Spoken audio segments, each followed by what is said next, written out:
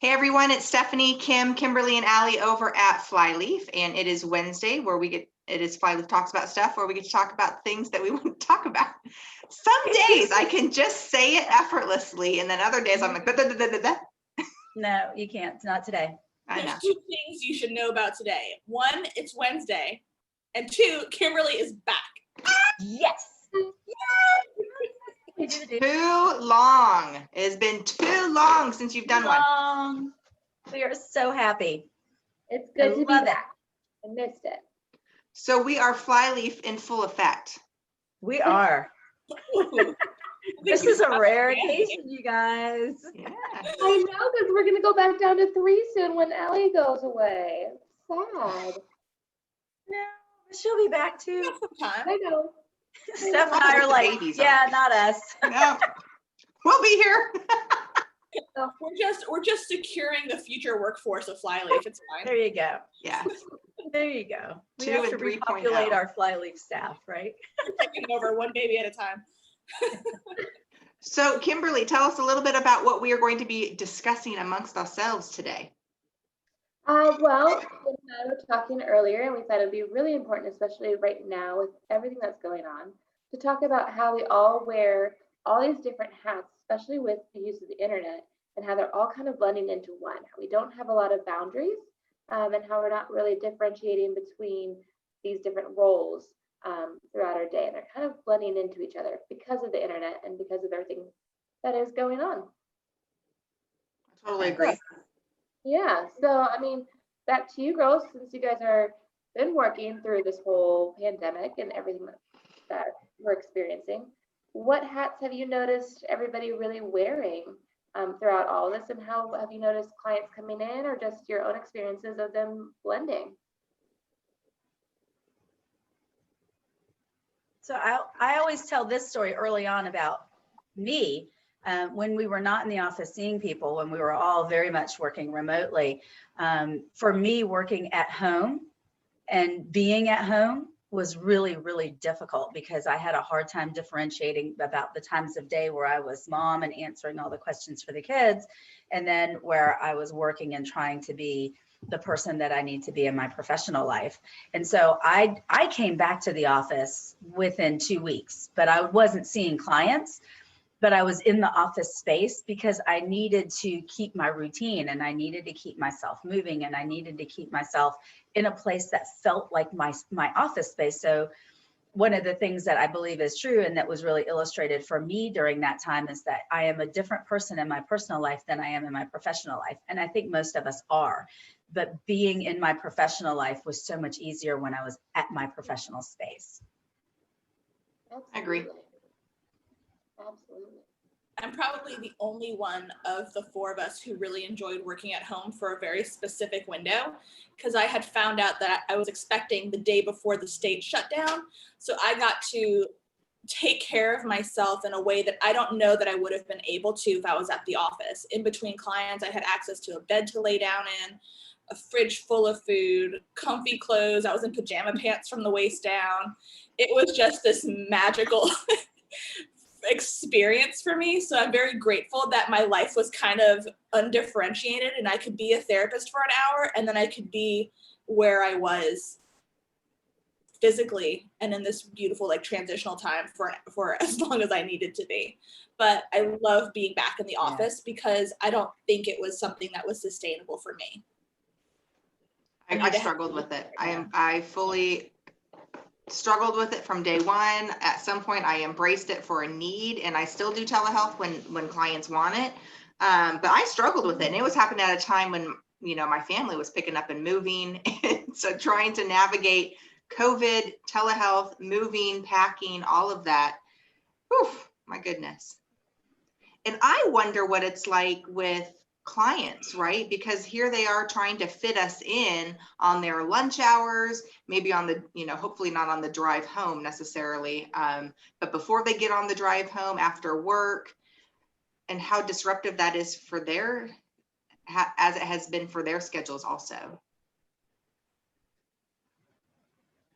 Working from home, but they're trying to make this their priority, right?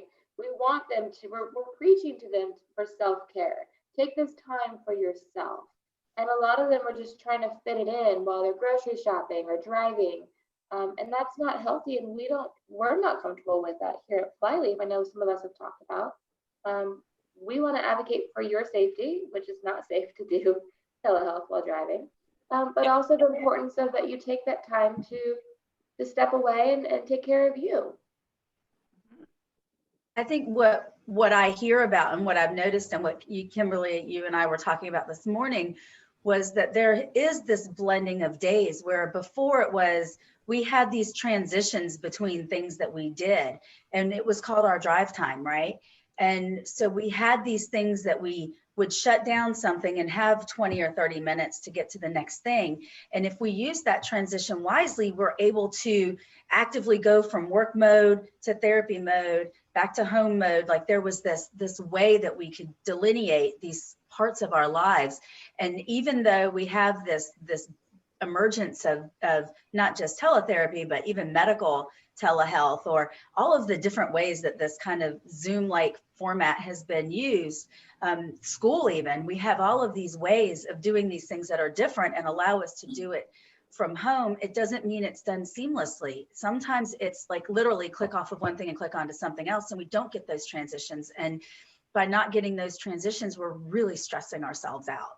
Oh my God, I'm so glad you brought it up, because how many moms are we, do we work with, or how many parents, I should just say, that we work with that are now having to stay at home and are having to do Zoom classrooms with their kids, right? Which they have been, now they're missing going out and either maintaining their, cleaning their house or running their own personal errands or getting stuff done for themselves on, whatever role or cap that they're wearing. All of them are blending today, and the individual, whether it's a male or a female, suffers. Right. And it can feel even further isolating if you have your partner at home who's working from another room. So there's two parents in the house now, but maybe one parent is kind of more tasked with taking care of the children while the other one can't participate, but doesn't feel completely differentiated themselves either, because I'm working out of my home now. So it's just tricky for a lot of people to navigate. And I think it impacts the whole system, though, because this isn't a new conversation, because we've had conversations with people who regularly work from home. And one of the drawbacks to that is that transition period. If you have a home office and you were working from home prior to this, there are certain people that do it very well, and there are certain people that do not. The people that do it well actually have a morning routine around beginning work and ending work, and they open their office and they shut their office. And the people that are very healthy and have learned to do that from home have learned to have, this is when I'm working and this is when I'm not working. And without that, I think we were, again, Kimberly and I were talking about this, that there was, I don't know where it was, so maybe you guys were with me when I saw this. There was somebody I think was speaking about this that said, if you don't have a transition between work and home, which is more like at least a 20-minute commute, that you're not doing work in the car, that you're actually commuting and you're kind of changing from work to home. And when you walk in the home, if you don't change out of your work clothes and change into home clothes and give yourself that transition, that within 10 minutes of walking in the door, there's going to be a conflict with somebody in the home, that you will come in the door amped up from work and there will be a conflict somewhere, and that you can greatly reduce that by that transition and by changing out of work clothes into play clothes. Well, as you're talking about all this, Kim, let's give options or ideas for people of how they transition. Because I'm thinking about it, like, I remember being a kid and I remember jumping from literally, my mom would drive me from one sport to another, and I would change clothes in the car to get ready for the next thing that I had to go do.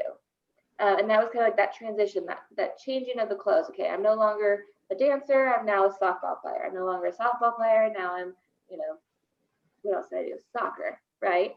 And then I was thinking even further, thinking about middle school and high school, right? When we switch subjects, we go in the hallway, we process with our friends, much shorter than that, that 20-minute drive home, but we get time to kind of interact a little bit and then re-engage in something different. So what are things, so we're being kind of programmed a little bit of that we need this transition and that it's important and it's good. So what are things that clients and other people can do to help them transition if they are in a state where they have to work from home right now? What are some things that they can do? Well, I think like kind of what you guys were talking about, getting out of whatever it was that you were working in, changing those clothes, having those, play clothes or whatever it is, or the, I don't know, comfy clothes, whatever, I don't know. But then also changing environments too, going outside and grounding and connecting with nature and just kind of recentering yourself, maybe turning off all electronics because you're sitting there in front of something or on something. And sometimes it's multiple things, maybe it's multiple screens, who knows, but actually unplugging and turning stuff off and just being in silence can be really, really helpful in that transition. I know in my house, my husband and I are very clear, are very good at recognizing when each other is still in that transition phase. We're kind of like, okay, let me know when you're ready for me. I mean, then we can have a conversation, but totally see that you're still processing something. I tell my husband to change it to his play clothes when he comes home. If I don't see him if he's still in work clothes and he's been hanging out, I'm like, why don't you go change clothes and then come back and talk to us? And I guess sometimes he gets irritated with that, but I think he knows that I mean well, and he knows what I'm talking about because he gets it. And the majority of the time, that's usually what happens. But, sometimes you have to notice that. Yeah. And I think too, that could be a little bit difficult, right? Sometimes I think about, you've got, in my household, right? My husband comes home if I'm home from work that day, and I've got dinners going. The kids are wanting him. They haven't seen him all day. You come into this household that is alive, and you have to still decompress. There's oftentimes not space for that, and that can be really difficult as well. So advocating for yourself of, hey, I need to go change, or I need to just kind of go process for a little bit. Can I have 5 minutes before I'm into this live house, this chaos that's going on? But just advocating for yourself. Yeah, that's a good idea too. My tip would be to try to make life look as normal as it used to be. If you used to have dinner, like maintaining a schedule and routine, like if you used to have breakfast at this time, lunch looked like this, pack your lunch, put it in the fridge, go to the fridge, take it out, sit at a table and eat it. Try to figure out some kind of bridge between the two worlds that you can still maintain, and don't be afraid to set boundaries with like people around you or your employer. If your usual work hours were pre-COVID 9 to 5, just because you're at home with access to the internet at 6 or 7 doesn't mean that you should be working at 6 or 7 without proper compensation and understanding of what it is that we're doing. Right. So. And I think you had a point, Allie, which I'm not knocking you though, is that like dress like you're going to work. If you only dress from like the top up, you're really not dressed like you're going to work. So it might be like taking a shower, getting yourself ready for the day. And sometimes when I don't work at home very well. My ADD kicks in and I start like cleaning and doing laundry, and then I don't do it. Me too.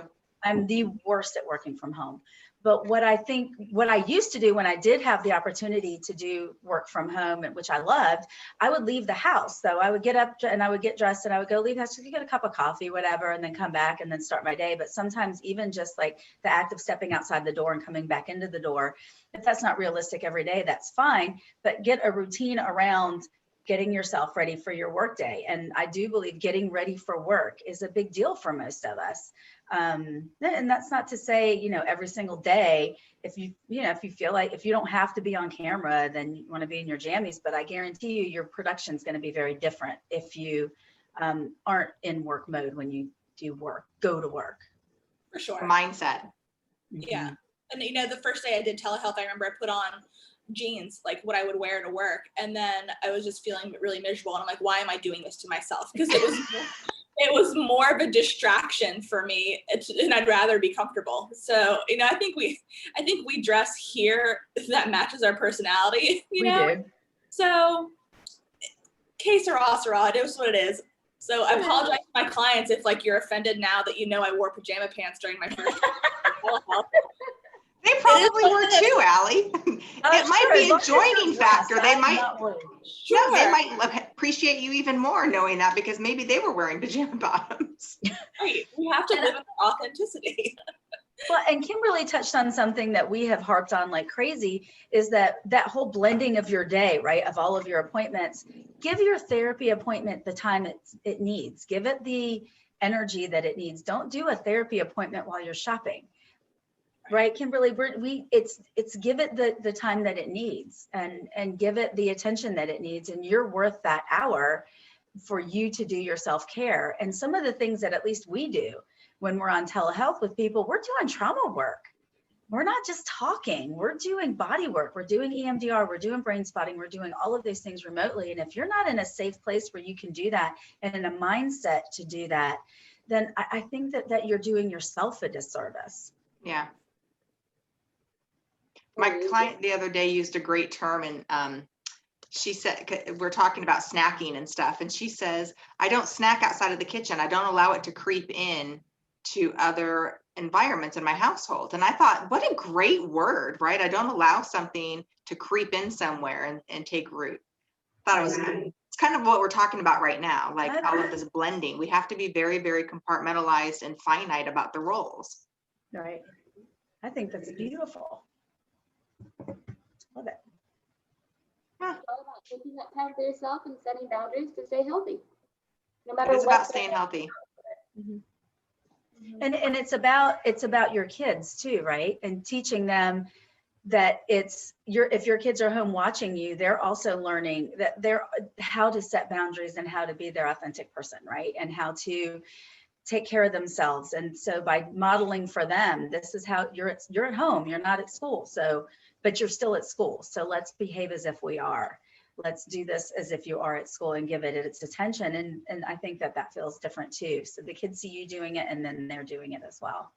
Well, and too, I just thought about in the context of what an opportunity for kids to see what mommy and daddy do in the workforce when you're working at home, right?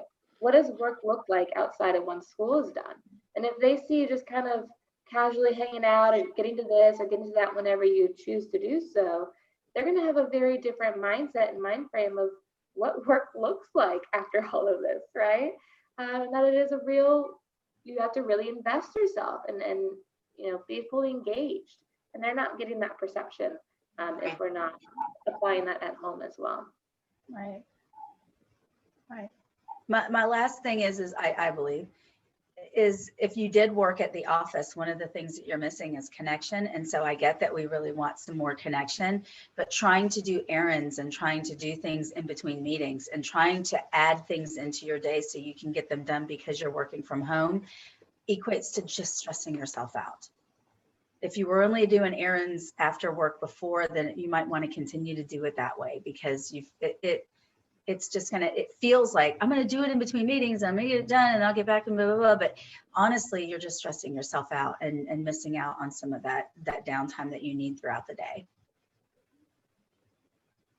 I hope that we all get back into something that feels safe and normal soon. But I had a client tell me that she read something that said that like Target and some big retailers, their back office people, I guess you could say, on like the highest level, are not going back to office spaces until next summer. So this might be an ongoing thing, which means that we always have to reassess what our needs are and what our boundaries need to be, because these things are living and breathing just like we are. Right. Agreed. The tech companies are even starting to look into, do they need to have, these office buildings? Can we just maintain online work because it's working and it's cheaper, no brick and mortar? So we're bringing something new. It's changing things. That hits me as extremely sad. I don't want this to be the new normal. Like, I grieve for movement. I grieve for people's ability to show up at work and be able to leave work and enjoy their family or their downtime without just changing a room. Like, that makes me really sad. That's just me. So the people that successfully worked from, this is my theory, you can challenge it if you want to, the people that successfully worked from home pre-COVID tended to have a really good social balance too. So because they weren't meeting their friends at the water cooler, they were doing things after work with people. They had a social circle. So there was the social connection that they were getting. And then there was also this work thing, that the focus at home that they were getting. And those people have shown up lacking. They're looking for that social connection. So even the people who were able to do it prior to that are finding that it feels different now. Even for them, even though their routine may not have changed, what happens outside work has changed. And then there are people that really need that piece of meeting at the water cooler, or like the four of us do. If I run into you, I'm like going to jump in your office and hang out and talk, right? We have this connection with each other. And I missed that terribly when we weren't all back in the office.